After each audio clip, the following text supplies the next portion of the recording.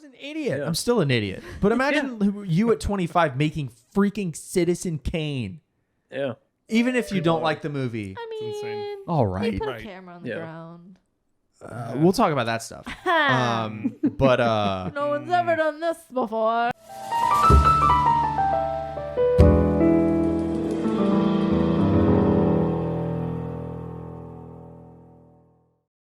and welcome back to the Big Room, a movie podcast by just people. You know, We are people. we're people. We're really introspective this week because we watched Citizen Kane. And now we're thinking about the news and sleds and Rosebuds. the news.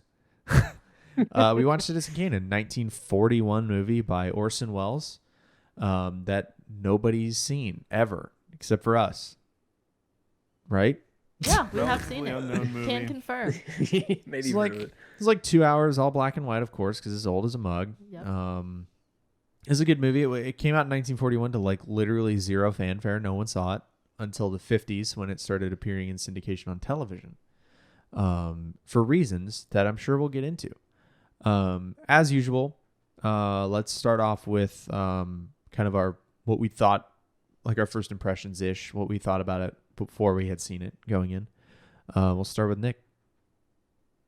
So, I overall enjoyed it.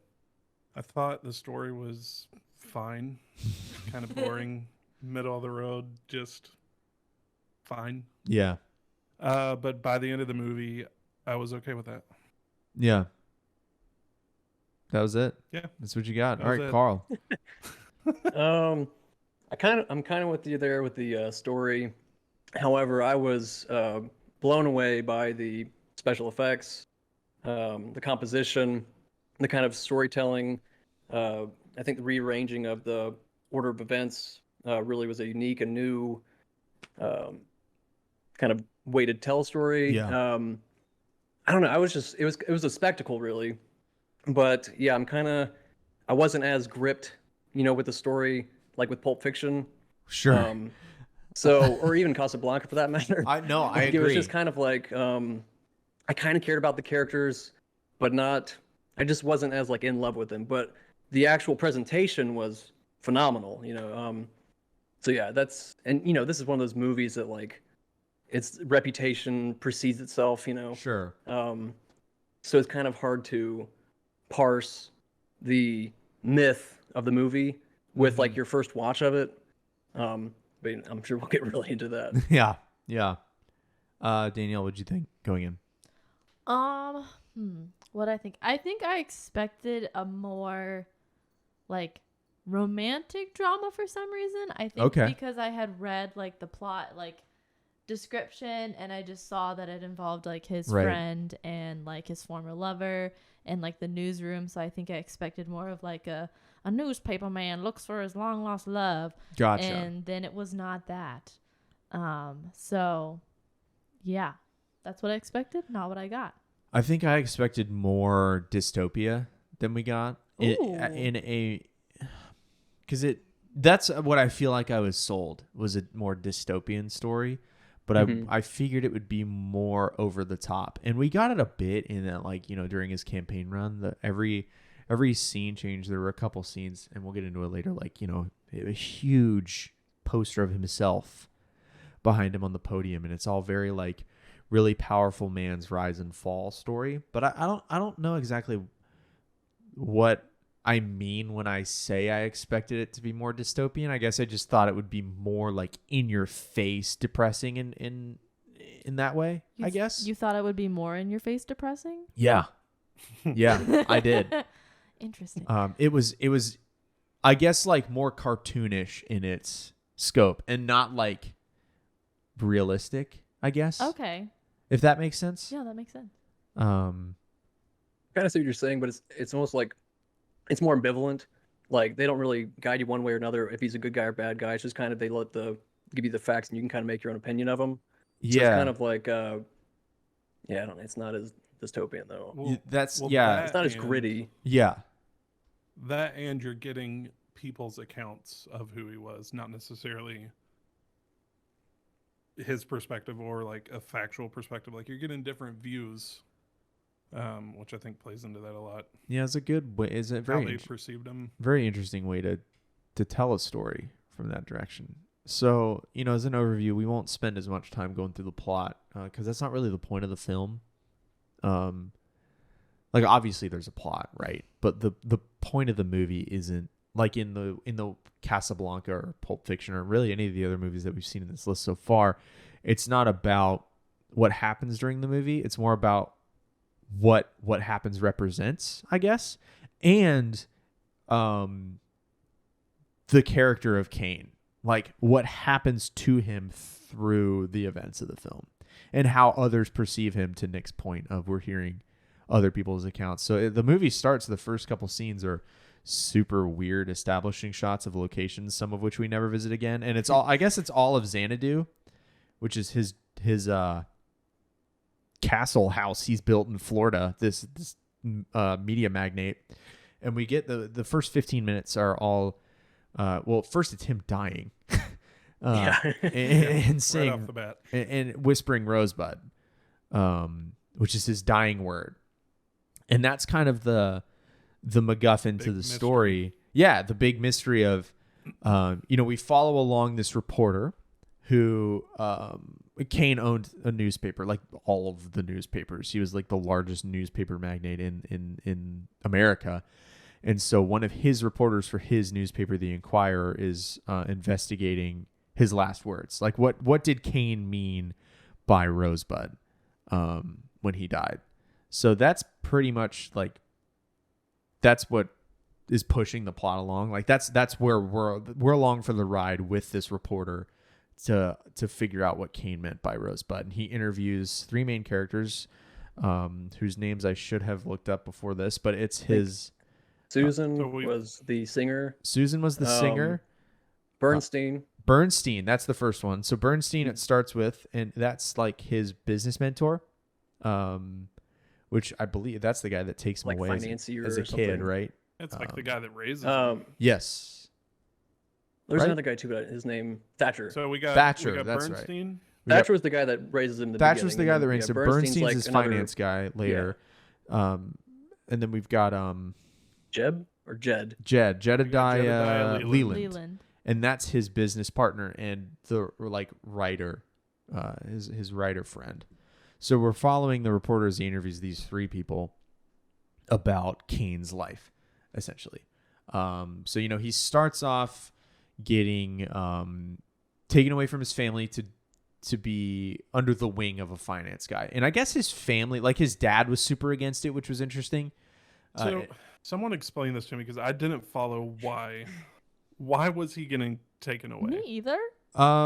So if his father was wealthy or his father ran into money, why didn't he stay with Well, his dad? mother ran into money through the. So she very clearly didn't want his dad in the picture. So maybe that was a lot of the motivation. Well, but his dad was off. So he gets taken by this guy to go, I guess, learn the finance trade though, or something like that. Right. And in taking him, I guess the dude that took him was going to give, it was like $5,000 a month, right? Or something like that. I think so, yeah. To Kane and his mom. So she's getting money for essentially giving her son up to learn the trade from the dude. And the dad too, right? Right, by proxy, because they're the parents. And that's when that detail comes out, that's when the dad switches to being totally on board. Well, if it's for the best. He's like, I want to raise my own son. And then he's like, well, actually, money is rad. Yeah. So, and this whole time, Kane's outside playing in the snow on a sled. Which that scene was so beautifully shot. Yeah. Well, and that scene is one of the way that scene was shot is one of the technical aspects of why the movie's so influential. But we'll talk about that post-plot. Yeah. We'll get into kind of, four non-film nerds try to explain film to you. Sorry if you know about film. We will insult you for the remainder of this show. It's really painful. Yeah. Tell us why we're idiots in the comments. Yeah. But he gets taken away, and he becomes this investor guy that's got a bunch of money. And then what interests him, one of his investments that he buys, is the Inquirer, a like low-rung newspaper in whatever city they're in. I don't remember. New York City. Makes sense. Chicago's later, so New York for now. And the dude that like raises him up is like just doesn't get it. He's like, you're losing $1 million a month on this paper. Yeah. Or a year, rather. He's losing $1 million a year. $1 million a month, yeah, that'd be crazy. Yeah, and he's like, at this rate, if I lose $1 million a year, I can only afford to do this for the next 36 years. Like we learned that Kane's just loaded. Yeah, it was There's like 60 years. Oh, Sorry. Yeah. Yeah, it's that like, was the first like zinger, and then that does like the trumpet sound. It's like, Yeah. like some comedy thing. I was like, what is this movie? Oh, that was like one of my favorite parts. Yeah, so that's what he pours all of his energy into, is this paper company, and that's his start of becoming.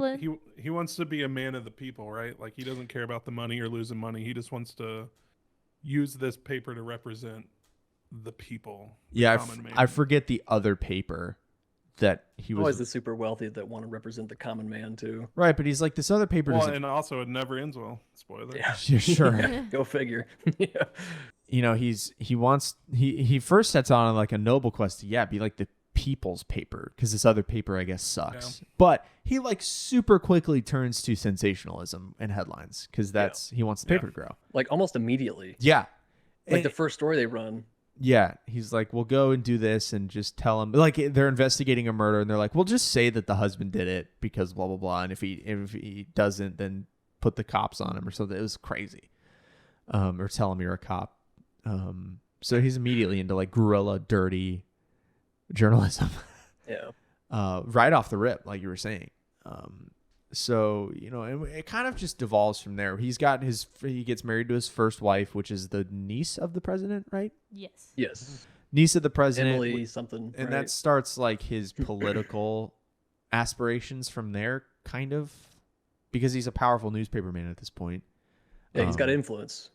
And we get a cool montage because, you know, we're again learning from one of these interviewees that he was married to this first lady for 16 years. And then the way that they explore that 16-year relationship by it's stated that they never see each other and that he only sees her at the breakfast table. So we have a montage of breakfast table scenes. And that was really cool. And every cut in this montage or fade or whatever they did to do a time jump, he gets like more and more indignant each time. And she gets like snippier too. And so they just like start hating each other over the breakfast table in what is like, we get a 16-year relationship in 2 minutes. Yeah. And it's like super evident. And that's really cool. And one of the influential things in the film, production wise. So he ends up running for governor of New York. And he's kicking his opponent's butt because he's really popular. From this whole newspaper thing. And it helps if you're the biggest newspaper, you can pimp your campaign out. Yeah. And his opponent gets dirt on him because he's hanging out with this side chick. So he's got a side piece. And she's the singer that sucks. Mm-hmm. But he doesn't think she does, but she sucks. I think she's a good singer. She's just I was going to say, her regular singer. singing didn't sound that bad. I guess you're right. Terrible. Yeah, it was the opera singing she was bad. Like she couldn't hit the high notes right on pitch. Yeah. I've heard worse. I'll just say that. Yeah. So his opponent blackmails him and is like, "Hey, I'll leak your relationship crap and it'll ruin you." And this is the first like real stance that Kane takes. That's like an L, but he's like power hungry, so he doesn't care. Kind of. I guess. He's like, "Whatever. I'm Kane, dude. Like I'll handle it myself." His wife leaves him. All the details come out. He hooks up with the singer. Egoed it. Loses the race. He ego chowed the political blackmail and lost. Which seems like a bad idea. Of course. Like, I mean, come on. Think for 2 seconds, bruh. Yeah, the opponent was like, "Hey, if you drop out of the race and go sick for 2 years or whatever, none of this will ever come out. And you can, your son doesn't have to learn that dad cheated on him and whatever." But that family's out of the picture, and now he's with the singer. What was the singer's name again? Susan. Susan. Susan Alexander. So he gets with her, and they get married, and he's like, I will get you into the opera, and if not, I'll build you an opera house. And then we get like a hilarious scene where a paper flies over the screen. Fantastic transitions. It's Kane builds opera house, whatever. Yeah. Because she's not good enough. It won't come to that. It won't. 0.5 seconds later. Immediately does. Immediately hot off the press. Yeah. So good. Oh, man. So brilliant. Funny. And then, he builds Xanadu for her, and their relationship falls apart. And then, we learn that his colleague, Jedediah Laszlo, wants to... Leland, yeah. Jedediah Leland. What is Laszlo coming from? Camp Laszlo's living rent-free in my head all these years later. Laszlo is from the worst movie of all time, Casablanca, right? Oh, my God. Yeah. You're right. You're right. That's something Why am with I the all one that these remembers that? older movies. Yeah. There's so many names, and they all refer to everybody by their name all the time. Yeah. It's always like Kane, Bernstein, Leland, Geddes, Alexander, Norton, Kane, Bernstein. Which is why I'm struggling to keep them so straight. Yeah, it's hard to keep up. It was like that in Casablanca too. So yeah. They just like names. But what was his name again? Leland. Leland. He wants to leave and run like the Chicago branch of the Enquirer, I guess. And Kane lets him. And then we get He's kind of been watching Kane's, actions at a distance, and kind of gauging if he's corrupted or not, or if he's still the same guy he knew as a kid. So he's, I guess at this point, seen his true colors and kind of wants to distance himself. Yeah, or maybe wants to flex his own muscles at the paper. A really funny scene where he comes to him drunk. Yeah. That's right. Is that when he wants to leave, or is that later? Yeah, that's when he wants to go to Chicago. That's when he wants to go to Chicago. He comes to him drunk after he lost the campaign. Yeah. But he gives him a good monologue about like his true colors, and he's like, you want people to love you, but on your terms, and on your terms. He really gives him an earful. Yeah. Yeah, it's funny how you get on a roller coaster in this movie about, you're like, Kane seems cool, and then he's like the worst person ever, and then he kind of seems cool again, and then he's back to being the worst, kind of and then towards after that, really after the Chicago thing, he just like nosedives, yeah. Because he goes and visits Leland in Chicago at one point, and Leland's like, he's like talking to, I guess, the editor or whatever, and he's like, everything but the paper is done except for Leland's drama column, and Leland is asleep at his typewriter, and he has the editor like read what he had written, and he's flaming Susan's opera singing. And then I thought he was dead though when they first went to him for a second. Okay, I was like, me too. oh no! And he's like, close the door, and I thought that was like, oh, he died, like really or something. I didn't even. I thought the bottle was like poison or something. I don't know. I feel like he killed himself. He drank himself to death. Yeah. Just accidentally drank anthrax. He was just asleep, and he was gonna slap him on the face, wake him up. I thought we were gonna have a more dramatic firing Roadhouse scene. has scarred me. I'm like, if anybody's dead. Yeah, what's interesting to me is that Kane just finished the criticism of Susan and just like published it, and then was like, "You're fired." Yeah, I didn't get what the point of that was. Well, go ahead. I don't know if it was a flex of like, yeah, you're criticizing my wife. I'm just gonna finish. I'm gonna do it harder. Yeah, so I think it was like one part. I'll show you. I am honest. I'll give a review that you were writing as you intended. The other, I think he might actually just believe it. Like he's trying to pass her off as his opera singer, and he's like, "I'm just gonna write how I actually feel about." He refuses both. And it was like an outlet. Like he refuses both himself and for her to be a failure. Like he won't accept failure. Yeah. So he'd rather string her along. Was super ready to fire him anyways, and needed that reason. Yeah.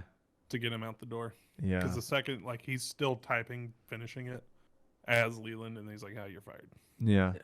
So, and then we get. There's a lot of cool shots, and we'll discuss them. But really, after that we were really just in Xanadu.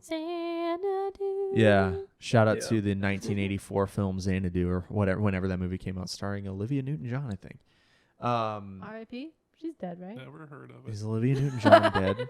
Oh, Nick's not seen Grease. Oh. Not Olivia Newton-John. I've heard of her.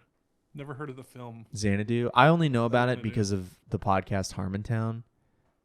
It was their outro song. That's where I heard it. Okay. It was their outro song for many years, and Dan Harmon's house at the time was called Danadu. Okay, that's definitely. Which is that excellent. sounds so familiar. And I So couldn't because of place that, it's like Xanadu lives rent free in my head because of Harmontown, and not for the actual reasons it should be actual referenced in my brain. Like it's filed under Dan Harmon, not like actual the Chinese dynasty and whatever. So it's just like that's like Xanadu is kind of interesting because it's like, you know, he's got everything. Like he has his house full of his statues he's brought from all over the world, and he's got the girl, and they're living in the palace that he made for her, but they're both miserable. Yeah. And she's like, you know, building jigsaw puzzles in her spare time, and she feels like lonely. She's like, I want to go back to New York and be with people where it's exciting and there's stuff to do. And he's like, well, there's people here. But they're just like people that he's brought in to, I guess her perspective is he's brought these people in to ogle at him and his wealth, and they're not actually there to be people. No, they're not there because they care about him. They're there because he can take them on expensive camping trips. Yeah. Fancy food, so they're there for the money. So we really go from that to her leaving him and then him dying. And then the real resolution is like nobody knows what Rosebud means, and does it even matter?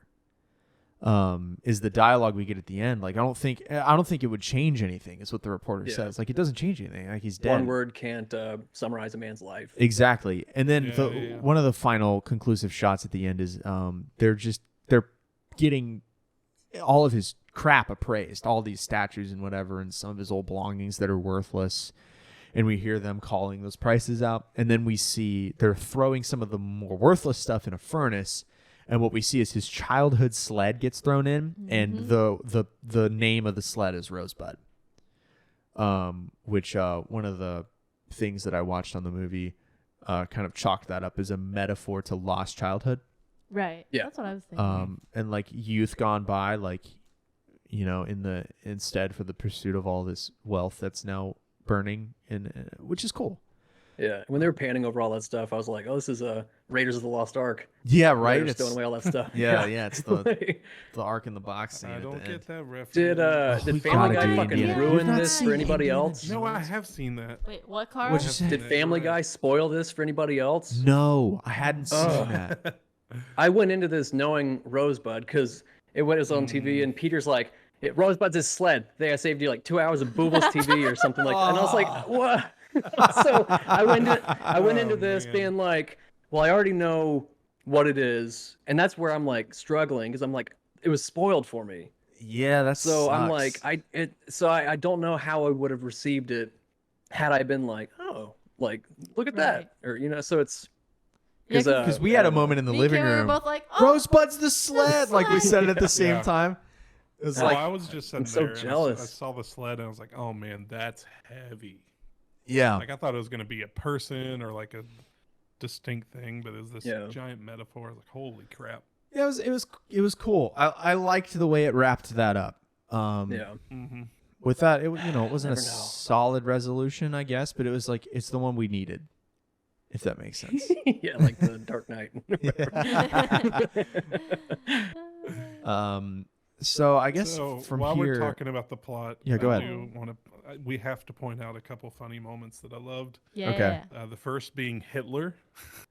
There was a scene in the very beginning Hitler? where he was the narrator saying he endorsed people and then he also unendorsed people, and it just moves to him, like jumps over to a clip of him with Hitler on a balcony.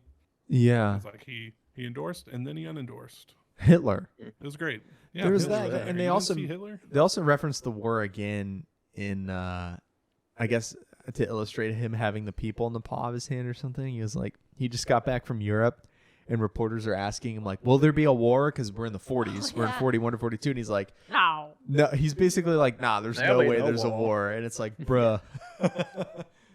I guess that had to have been the 30s at that point, but we were just like, bruh. Which the makeup he had on was phenomenal. Yeah, I thought it was a different actor. Dude, that's one of the cool things. Not to rip away from the plot too much, because I want to talk more about the production stuff. But man, Orson Welles is 25 in this whole movie. Whippersnapper. And a lot of the aging makeup, I mean, with Susan and everything, the aging looked pretty good. Yeah, it did. Leland was a little spotty, but yeah, and they talk about his not getting enough time in some other stuff I watched about it. But man, I was like, man, this aging makeup really they really nailed it for the 40s. It looks solid. Nick, what else did you have funny wise? Make us laugh. Him I want to laugh. destroying so Susan leaves him in this giant mansion and he just destroys her room. Yep. Right before he dies.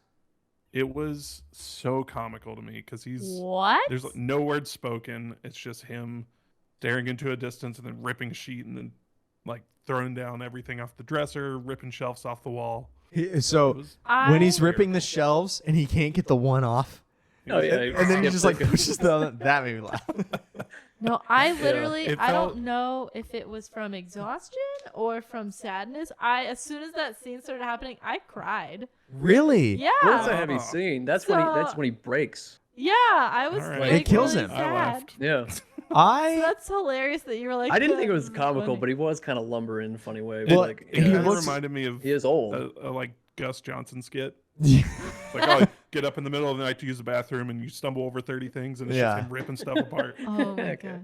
The one thing that I liked that made me chuckle a little bit, which I appreciated the gravity of the scene, same as y'all, but the one thing I couldn't get out of my head was like if they were filming like, all right, Orson, you have one shot at this. You know, like he's got to jack all this stuff up perfectly the first time. Imagine resetting that.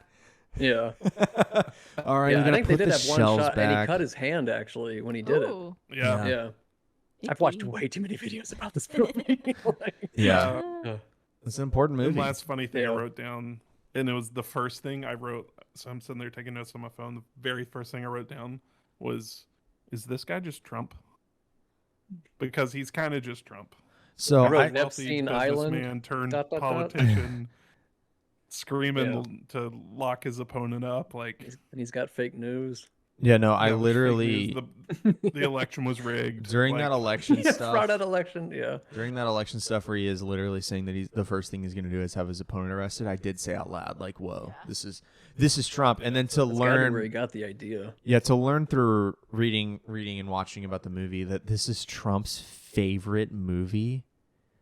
Is like no, it's that not. dude has no. Who said? I imagine. Is it an interview? That dude is literally in an interview. He's He's going, like, "It's my me." favorite movie.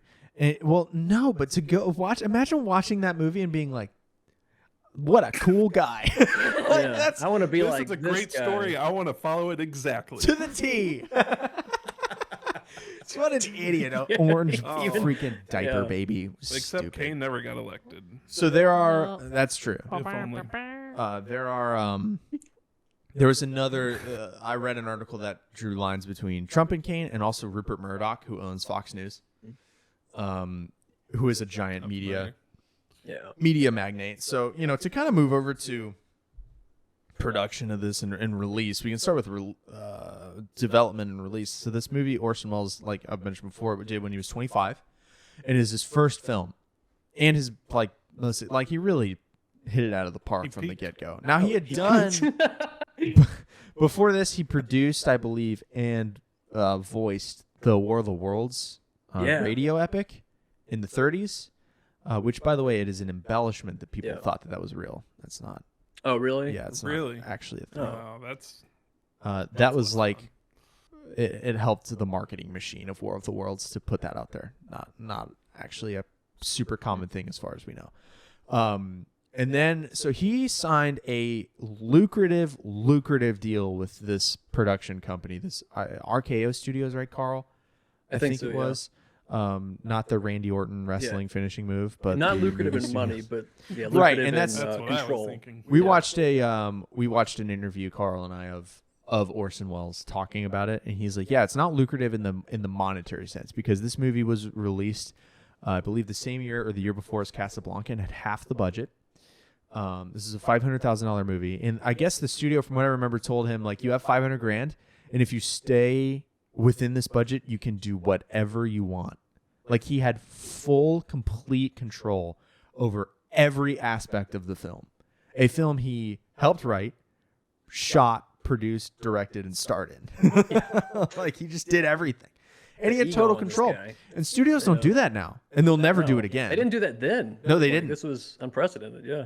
which is, I guess, I think in a way. Was it the War of the Worlds that they felt confident in him, or was it like a stage work? Okay. He did stage work. He did some Shakespeare stage production. I don't remember which one. He'd be that young too. That's he's 25. So crazy. Yeah, a little prodigy. Crazy. I was an idiot. Yeah. I'm still an idiot. But imagine you at 25 making freaking Citizen Kane. Yeah. Even if you don't like the movie. I mean, all right. He put a camera on the ground. We'll talk about that stuff. But no one's ever done this before. They had. But he's just got this lucrative contract, and then it gets out, right? So the release of obviously everybody knows what the movie's about before it released, I guess, somehow or whatever. Newspapers got a hold of it, and a real life media magnate, newspaper guy that owned a jillion newspapers. Joseph Pulitzer. No, it was Randolph Hearst. Randolph Hearst. Yeah. William Randolph Hurst, whatever his name was. He gave the movie no press, so it was a box office flop. Nobody saw it because he was like, it's about me, and it wasn't, but it wasn't not. It was about him and like other giant media people at the time. So it wasn't strictly about him, but it pissed him off enough to where he just gave it no press. Yeah. So it got no traction. Even more about Wells than anyone else. Yeah, and because of that, nobody really saw the movie until the 50s when it was on TV, and that's when it started to gain its fame, I guess, and its influence, and all these filmmakers like Scorsese and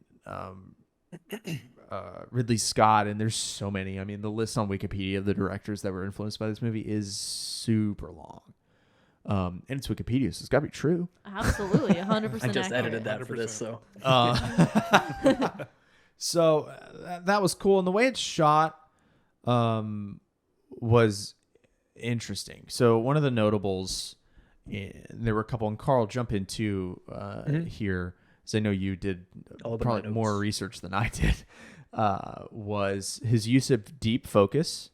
Was one thing that just wasn't. So shallow depth of field is something that's really popular now, especially in the podcast space and in your social medias and a lot of your short form content. That's what's hot right now, is really shallow depth of fields where I'll be in focus, but everything in the background will be really blurry.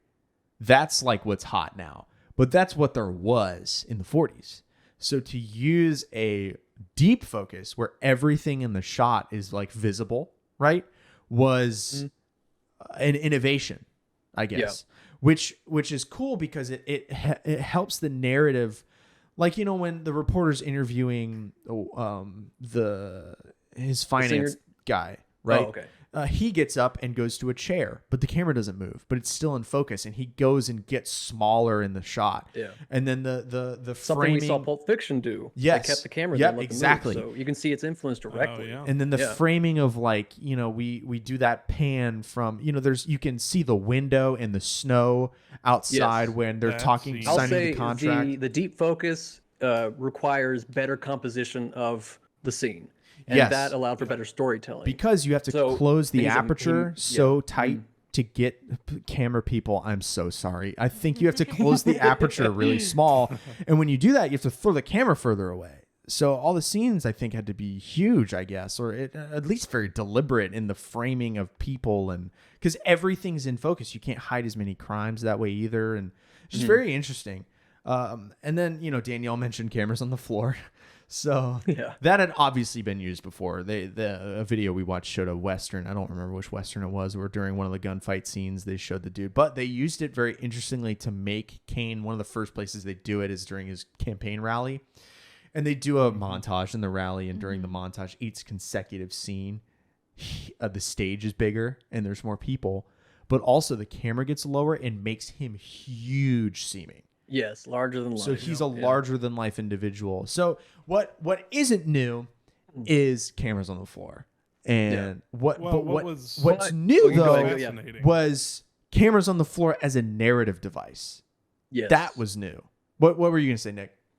I was just going to say what was really fascinating to me about the low angle shots was they were cutting holes in the floor to get the camera lower. Yeah. Yeah. So even if you were laying on the floor, you would never see that perspective. Right. The campaign, really cool. when he's in defeat in his office and all the campaign flyers are everywhere, that's another shot. We get the really low in the floor, and then drunk Leland comes in, and it's just that it's all shot from down below, looking up at a larger than life but defeated man. And I loved that. That was really cool. They had low cameras. They also had low ceilings.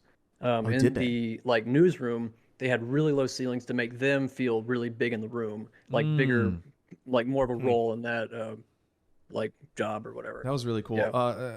They did so much to make this look and feel and do and tell you as much as they could. There was also with the budget they had, a really cool technique they used, and this was used during the Susan in present day. So old lady Susan in the diner is the camera tracking shots that go like, they're on a poster and then they go up to a roof and then they go in a skyline.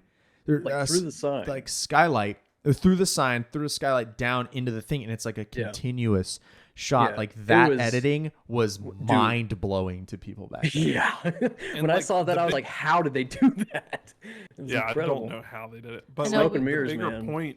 The bigger point to filming all this way is like, the scene you're talking about where you're outside, you go to a rooftop, you see a sign with Susan's name on it, you go through the sign, through the roof, down to her at a table where she's drunk. Like in a matter of 10 seconds, you get like, where you're at, her name, so much information. What she does, what her emotion is, like all in a matter of 10 seconds because of how.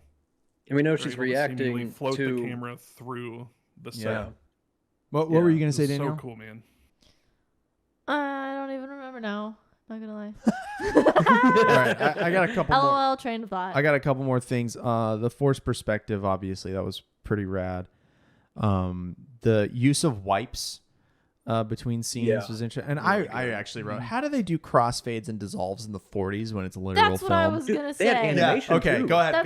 Well, that's all I was gonna say. I was like, they don't have Adobe Premiere Pro to just click a button and go crossfade. So I meant to look up how they did that, and do we know how? No, we got to look it up after this. Yeah, I'm so interested in that. So I mean, that's kind of those things are why the movie is a legendary movie. It is because that stuff, and I actually wrote when I was watching it, I think it's more difficult to look at this film's influence in 2023, especially through our lens of general ignorance.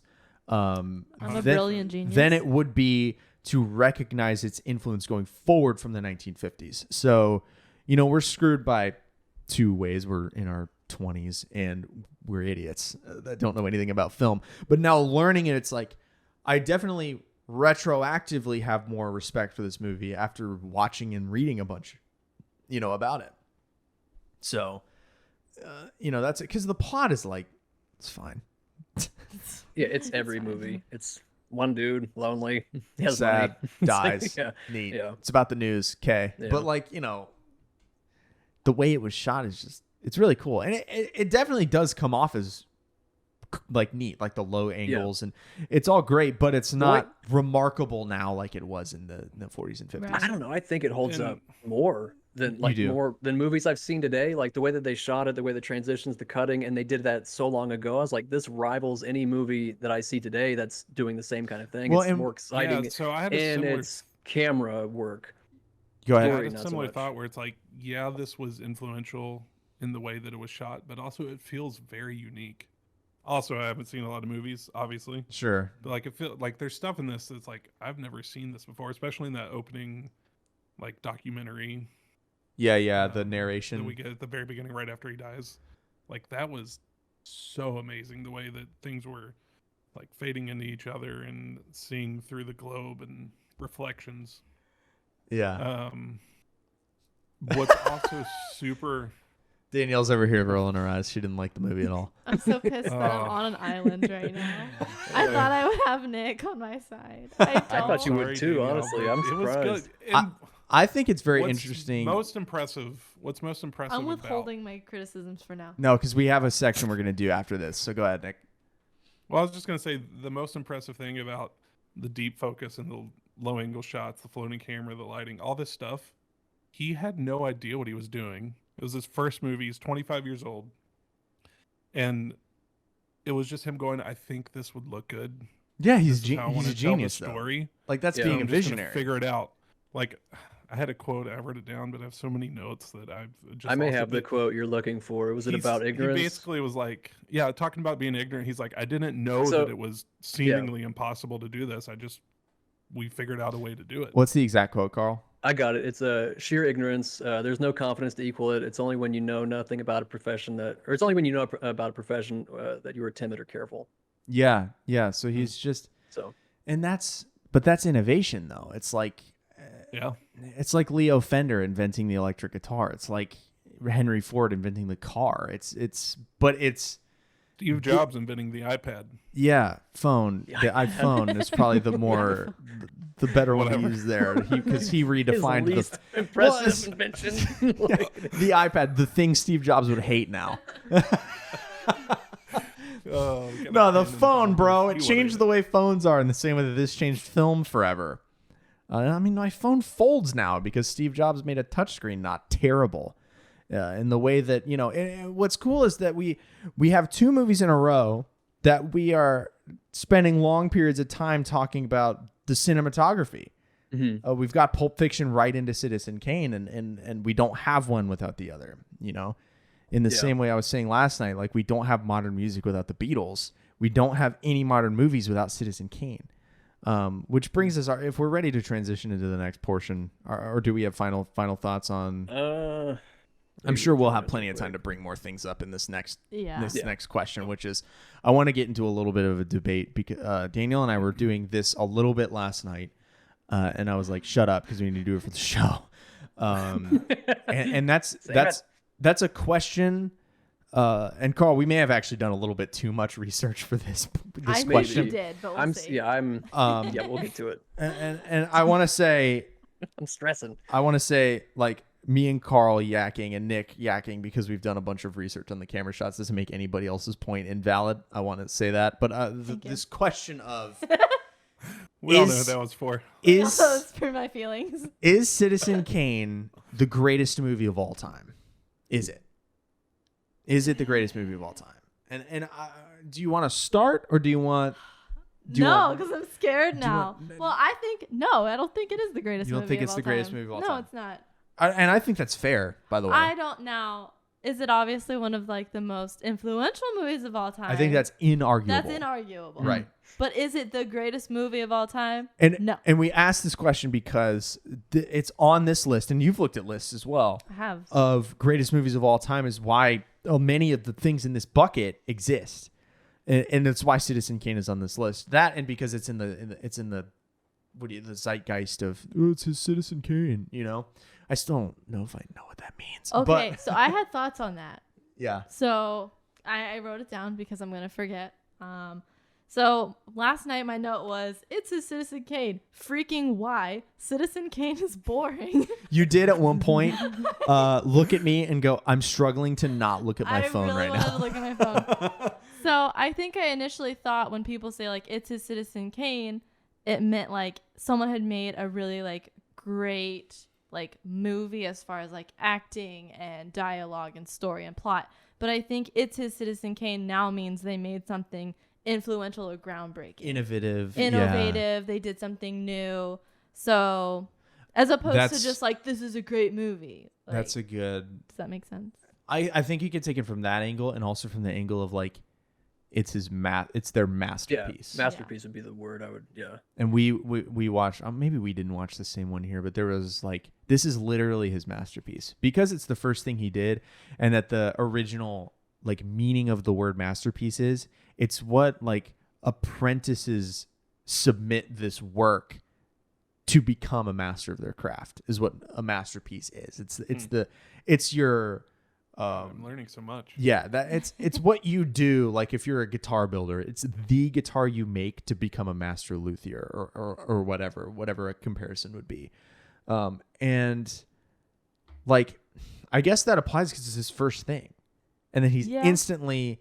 He just did it pretty good right out the He's gate. Great forever. He nailed it. He changed film on his first try. Did he nail it though? Well, from a technical standpoint. Okay, all right. What do you think, Carl? From the best movie, or Nick, whoever? Either you can go. It doesn't matter. I was just gonna say, man, I obviously from a technical perspective, it's undisputed, but like the ability to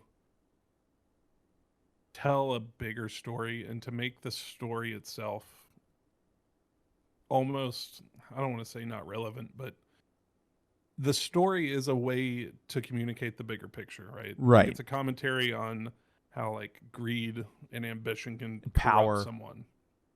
And like the way this movie in different ways, like depending on the person watching it, the way it can like make sense or relate to someone else. Like I feel like every person can relate to this in some way, somehow. And I think that might make it worth being called the greatest movie of all time. Okay. It's interesting. I like that take.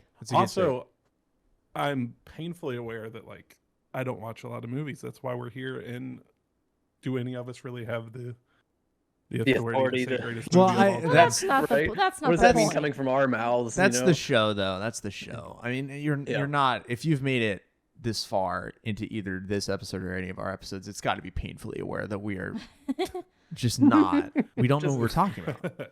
We're just four. We're four sheltered idiots who have never watched any movies, and so we're going through a popcorn bucket full of green tickets to get I gotta go to get these perspectives. But I do like the order that it came in. Like going from Pulp Fiction to this, two masterpieces for different reasons, has been very interesting. What I want to learn more about why you hate the movie. Why I think it's I'm not really the intrigued. Okay, so I'm gonna have to look at my No, notes. look at your notes. Just maybe hold your because- phone up a bit. Okay, I'll try to hold it up because I want to make sure I say it right. Because this morning I was like, here's why. Yeah, tread lightly here. I know. Well, I'm gonna tread how I want. Yeah, just go in. Tread heavy. So like I said, I think it can be the most influential movie of all time, but I think the greatest movie of all time should have a timelessness to it. I think you guys kind of said that this did, but as far as like the like story the structure, acting, you mean? story, The acting? like he didn't use well-known actors the either. story, the acting. Right, I yeah. wasn't drawn into the world. I wasn't drawn into care about Kane or any of Really? these women. Okay. Like Pulp Fiction and Casablanca both like I cared. I wanted to learn more. Like I had no drawing in Maybe to this movie. because it wasn't emotional in the way that Casablanca is emotional by being Right. We're not romance living in centered, the moment.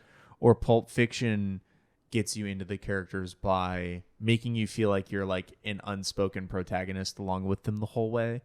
This movie is about watching a man rise and fall, and it's not. I don't think that's just compelling to you. I don't think it's as it could be because I mean I've watched a decent amount of movies. I will say I am biased against movies that have like an overall negative melancholy feel. and that's this film. So I was Definitely kind of this set one. up to not really like this, but I think if like later movies take the elements of like what this started and did it better in a more compelling way, Okay. that's a better movie. And I think that's fair in a way because, I mean, everything was built on the foundation of Citizen Kane, in a way. But no, I think that's fair. But like if somebody comes along and learns and then makes it better and a better product, right, that's a better movie. Yeah, I hate to keep coming back to guitars, but like I play for musicians out there, I play a Strandberg regularly, which is a headless alien 7-string guitar. But I have a Strat too. So I have like the first electric guitar, and then I have what is a modern crazy, and I don't play the Strat. Yeah. You know what I mean? Well, I don't play the Strat. My Strandberg does everything the Strat does and more. To your point, I think it's like, sure, is the Strat probably the greatest guitar of all time? Yes. But you don't play it. But I don't play it. Well, I thought about that too because that's what you said about the Beatles was. Yep. You know, the Beatles, like we don't have modern pop music without the Beatles. So we don't like, have music without is the Beatles. The Modern Beatles, music. the best band of all time.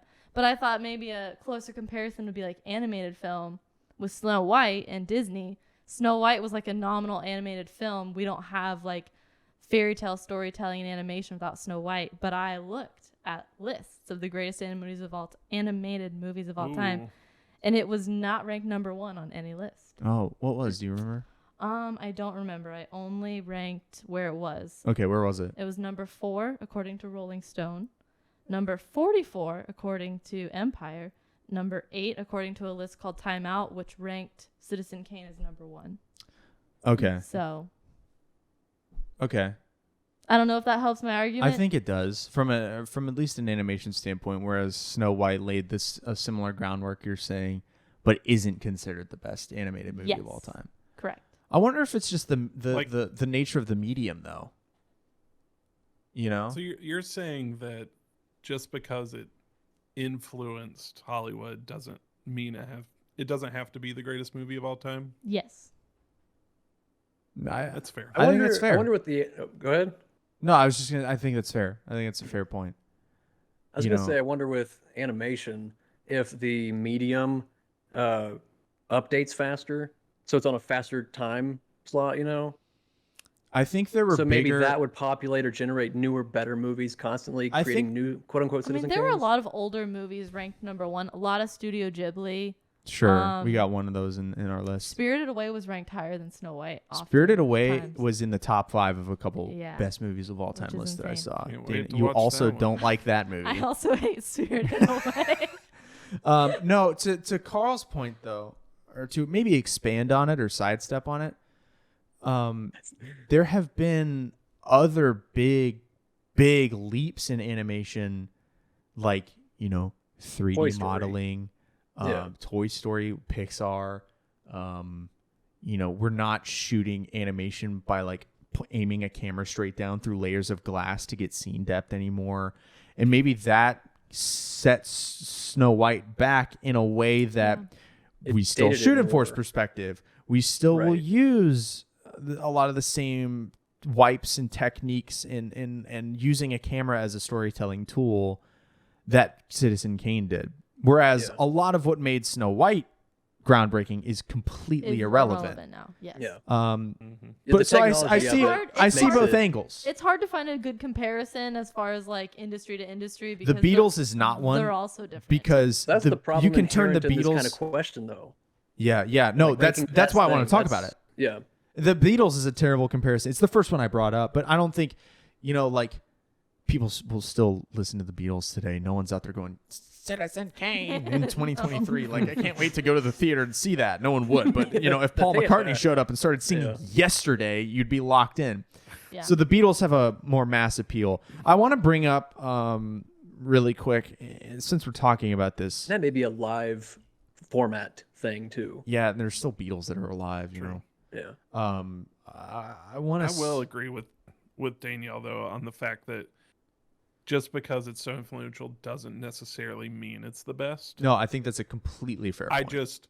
I just also think that the storytelling and stuff outside of that is also incredible. Yeah, like you didn't like the story, but I don't think the story is why it's great. I think the way that Right. Let me read these Scorsese quotes. I watched a Scorsese interview. It's 2 minutes long, or it was cut from a larger piece about Citizen Kane and why it was influential to him. And I think it helps not that I'm trying to say that it's the greatest movie of all time, because the greatest movie of all time is obviously Star Wars Episode 1: The Phantom Menace. Clearly. This is so Wizard Annie. That's so Wizard Annie is the greatest line in cinema history. I'll die on that hill. What's it? We have a friend we have a friend Dan hates that movie because in the scene where Darth Maul first shows up and attacks Qui-Gon and Anakin as they're leaving the desert to board the ship, Darth Maul's just screaming on his speeder up, and Qui-Gon just goes, "Anakin, drop," and Anakin immediately, as an 11-year-old boy, without question, hits the deck as an instruction of this man he barely knows. And Daniel's like, "There is no way he wouldn't have been why?"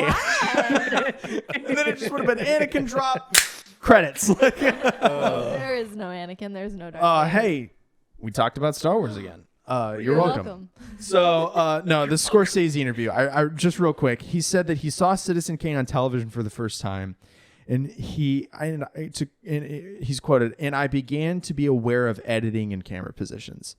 And he goes on, you begin to see that the camera moves. This is what Wells brought to cinema, because up to that time, it was the seamless film, the hidden camera, the camera you couldn't tell was there. It was, the movies were made to not draw attention to the camera. They wanted you to watch the people. You know, it was, the camera was not used, I guess, up until this point, as a narrative device, as a storytelling device. You know, this forced perspective and all these things. And I guess that's why it's so groundbreaking. Like now, you know, Pulp Fiction, we spent ages talking about that one apartment door scene where the camera just shifts and they go way away, and it's brilliant. It's cool.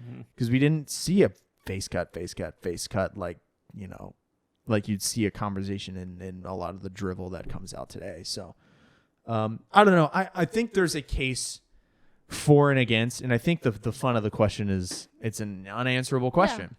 Yeah. Right. Yeah, who's to say?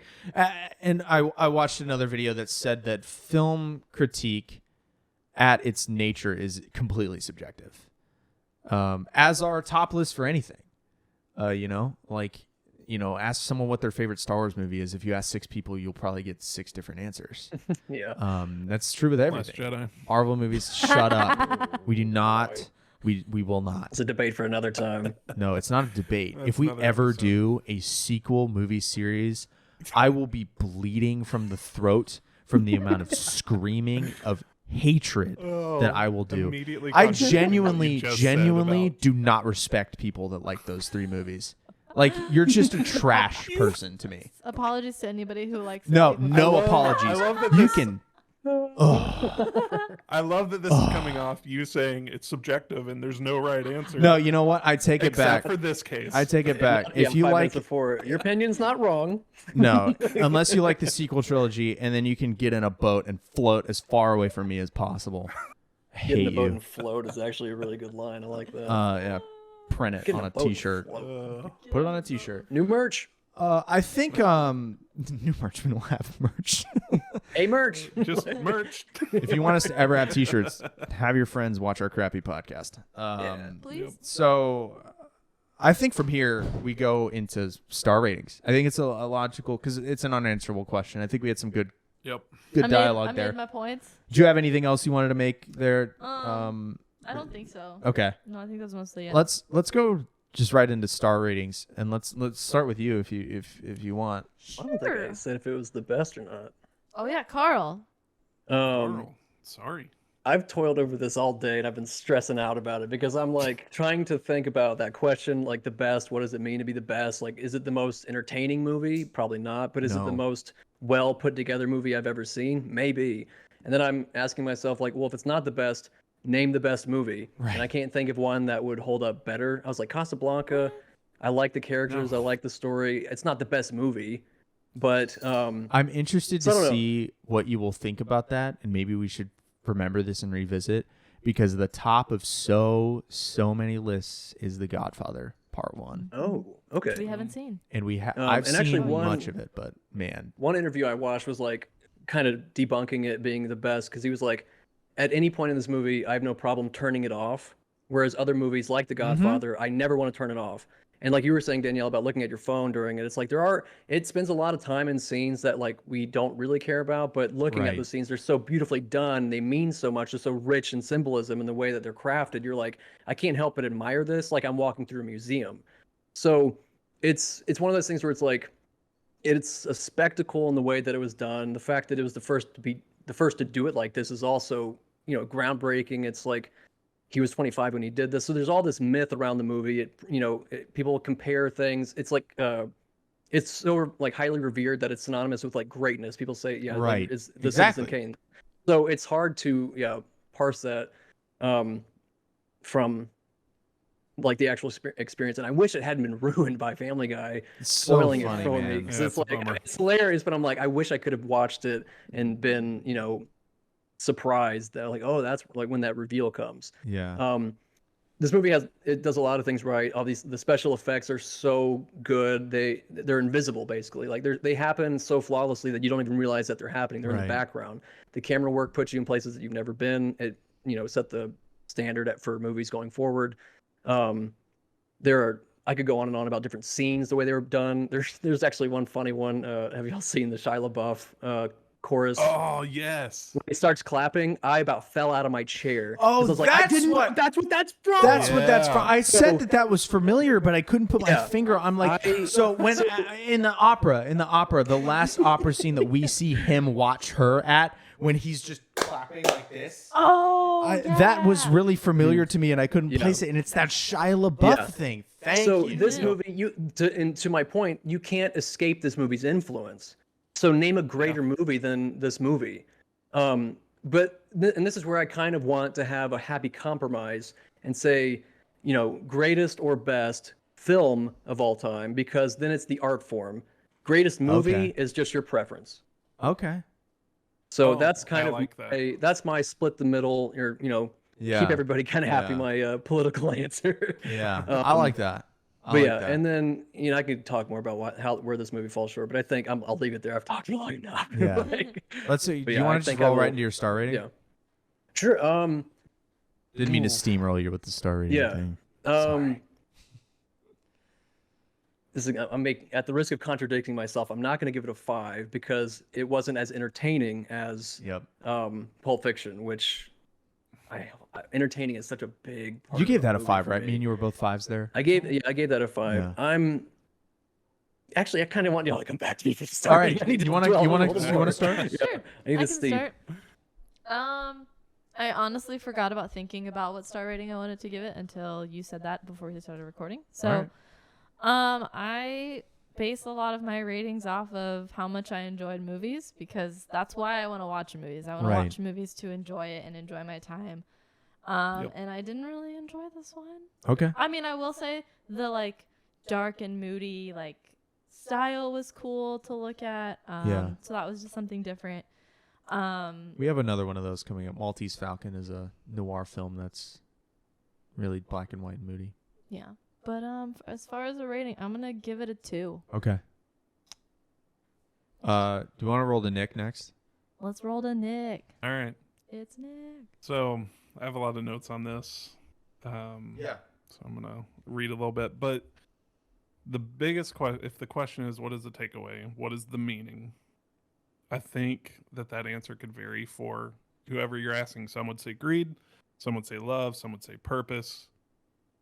For me, the takeaway was influenced by a couple things I thought that they did really well.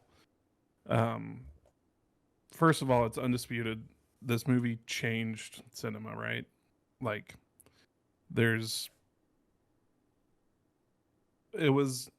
changed cinema. It changed the way that movies were made, and it was because Wells didn't know what he was doing, right? Which I love, and it just shows the vision that he had and the way he was able to see things without knowing how to do it, and just did what it took to get there. And then that opened up the circumstances of having an infinitely long leash through his contract, just really enabling. Right. Him. Yeah. I wonder too if growing up in radio where you don't have but one, sense to give people, you can only rely on what they can hear, and you have to be creative in how you can, bring people into a story. If that kind of thinking and all the limitations with stage, if all that kind of really informed how we approach this, because you're stuck in such a box when you're doing these limited art forms, and now he's got basically the culmination of all the art forms, and he can kind of make this living, breathing kind of thing. Right? Yeah. What he called it the greatest train kit a boy could ask for when he saw all the equipment and stuff. Because that's the flip side of the coin. He's playing is what you were getting at. It's he's reveling in producing this thing. But his baby. So. In stark contrast, though, to his ignorance of, his ignorance allowing him to have the inspiration is his. He had to have had an intense knowledge of composition and camera equipment and all this stuff. I feel like that's got to be his stage work. It's a very.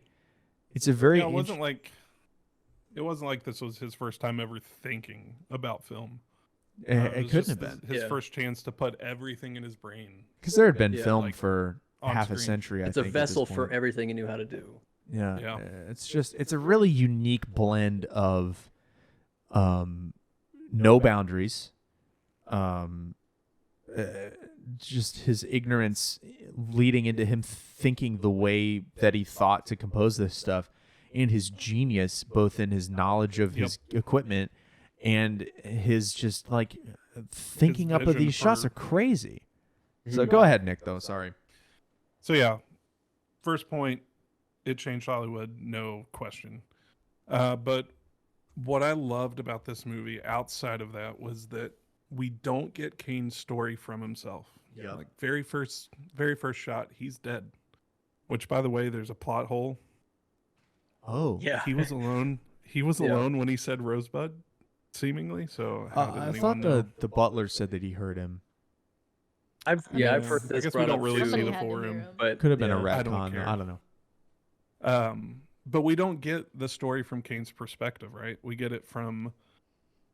other people's version of who Kane was, right? So like, and we see that with, I think especially with Susan, where like some people talking about her, she's like really goofy, and other times she's really serious. Yeah. And I think the takeaway, the bigger picture, is that once you're gone, the only thing left is what other people are saying about you. Yeah. And there's themes like that where I'm just sitting there going, oh my gosh, this is so heavy. And then I think they did such a good job of making the plot understandable without making it dumb. Like I think a lot of movies these days are like made for the stupidest person in the audience, the dumbest person in the audience to go, oh yeah. Like Transformers, it's like, oh, cars turn into robots and smash things. Neat. Yeah. Like Megan Fox is hot, cool. Head empty, no Like, thoughts. Yeah. But they tell a really like charming and simple story, but in a really complex way. And then I think it applies to everyone, right? Like at the end of your life, and this is where it starts to get deep, but like at the end of your life, you don't want to look back and be like, holy crap, the last time I was happy was when I was a kid. Yeah, that's a big bummer. Yeah. And like, whether you want to admit it or not, everyone's afraid of dying. Like, so I think they did a really good job through this specific story of this businessman turned politician, of relating to everyone and applying to everyone in some way. So for my star rating, anyways. No, I liked what you had to say. Yeah. It undoubtedly influenced future films, right? It influenced Hollywood. Everyone can relate to it. And they told a complex story through a really simple plot. Yep.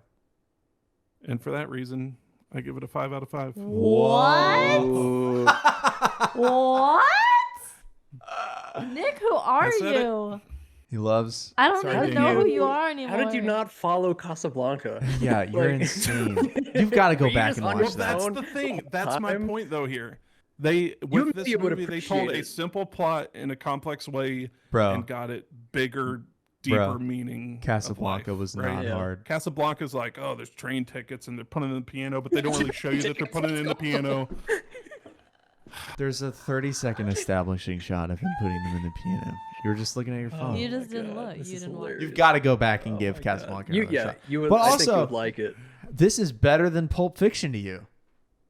Oh, you gave Pulp Fiction a 4.5. It checks so many marks. That's just wild. It's insane, yeah. Regardless of how you look at this movie, you look at it through like a film perspective or a story perspective or whatever. Yeah, it hits every time. That's crazy. I didn't expect you to rank that high. No. I'm surprised. I also was surprised. I stopped watching it last night and I went, holy cow. Carl, that was amazing. Do you want to go now or do you want me to go? I think I want to go. You got me so jazzed about it. I kind of want to give it a 5 too now. Oh God! Don't let him influence you. You be your own person, Carl. Whatever. Well, he's just reminding me of everything I liked about it. Yeah. He's making me remember how good it is. Man. So this movie does have something for everybody. You know, there's comedy, drama, romance, song and dance, mystery, animation, shadow puppets. There's literally so much in this movie. Oh God. I'm going to give it a 5. I'm just going to do it. Yeah. Y'all it's the most influential movie of all time. I mean, what are you going to do? doesn't make it a good movie. I mean, it's a good movie. I thought it was a good movie. I enjoyed watching it. It's a great film. It's a good movie. I enjoyed watching it the whole time. Danielle was falling asleep at the end. Wanted to look at her phone. But I like old movies. So I don't know. You know, all my favorite movies that I've watched, Pulp Fiction aside, have been from the 40s to the 60s. So shout outs to the original Ocean's 11, which is great. No matter what Rotten Tomatoes says, it's a good movie. Man, I'm torn for this one because I'm already second guessing my rating. I did not enjoy it anywhere near as much as I enjoyed Pulp Fiction, so there's no way it gets a 5 from me because my stars are just they're weighted for me more towards my enjoyment and how much fun I had, or how much I was impacted, I guess, by watching the movie. And a lot of my enjoyment, I must say, of Citizen Kane is retroactive after I had done more research to understand Citizen Kane. So I feel like if I had not done that, we all did a lot of research because this episode would have been garbage without it. And we were all worried about that. That's not a sign of a 5 out of 5 movie to me. And some of that is our general ineptitude. being 6 episodes deep into a movie podcast. But, you know, I won't beat to death any more of the technical aspects of the movie. I feel like I'm going to have an army of people with cameras slung over their shoulders going, you talked about aperture wrong. Which is fine. I'm learning. No, I don't. I think I'm going to give it a 3.5. Oh, okay. Which seems low. I'm kind of torn between 3 and 4, but I think I gave Casablanca 4 if I remember, or 4.5, and I didn't enjoy this nearly as much as Casablanca. I have a tremendous amount of respect for this movie from a technical standpoint. I loved watching it, I guess, but it just wasn't a 5 for me. You know, it's hilarious that I'm more on the Danielle spectrum of it. She hated the movie, but the Danielle spectrum. Let's go. I think 3. Did I say 3 or 3.5? You said 3.5. I'm gonna go 3.5. I'm gonna split between 3 and 4. I did like it. I liked it the whole time. I'd watch it again.